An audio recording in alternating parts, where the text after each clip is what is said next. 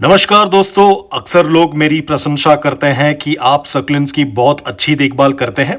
दरअसल मैं सबसे पहले पर्यावरण को धन्यवाद देता हूं। मुझे मिलने वाली मदद का 50% हिस्सा मेरे परिवेश से ही मिलता है।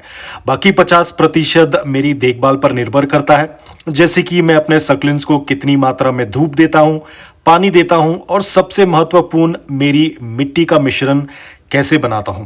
तो मैं आपको जल्दी से ये प्रक्रिया दिखाता हूं। ये थोड़ा परिश्रम का काम है, लेकिन कुछ महीने बाद इसी परिश्रम का फल स्वरूप इनाम मिलेगा।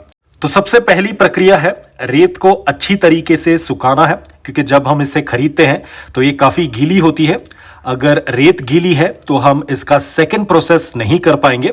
तो इसे अच्छी तरीके से सुखाने के बाद इसे लगभग 1 से 1.5 घंटे का समय लगता है। जब ये पूरी तरीके से सूख जाए तो हम इसे फिल्टर कर देंगे।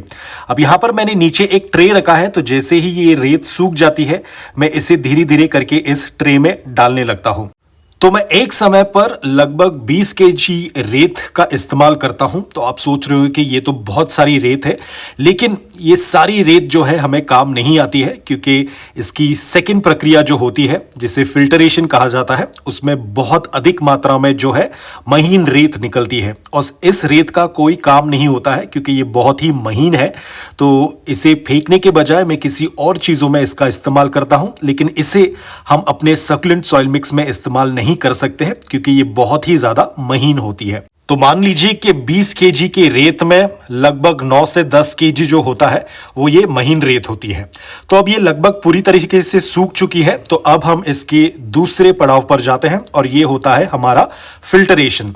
इसे अच्छी तरीके से हमें फिल्टर करना होता है, क्योंकि आप देख सकते हैं ये सारी महीन रेत जो है इसमें से निकल चुकी है। हम इस महीन रेत को अलग कर देंगे। इसे 2 से 3 बार अच्छे से फिल्टर करने के बाद सारी महीन रेत जो है निकल जाती है, और जो रह जाता है इसी का इस्तेमाल जो है हम अपने सक्लेंट सॉइल में कर लेंगे। अब देख सकते हैं बहुत ही दानेदार रेत है, इसी का इस्तेमाल हमें करना है। अब ये पूरी तरीके से रेडी नहीं है, इसमें हम लगभग 20% जो है गार्डन सॉइल का इस्तेमाल करेंगे, पुराने गार्डन सॉइल का।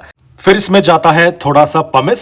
ये मिट्टी को और लूज पोरस वेल ड्रेनिंग बना देगा। इसके बाद एक लास्ट सामग्री जो जाती है इसमें, और वो है एक्टिवेटेड चारकोल, लगभग 1 चम्मच के बराबर।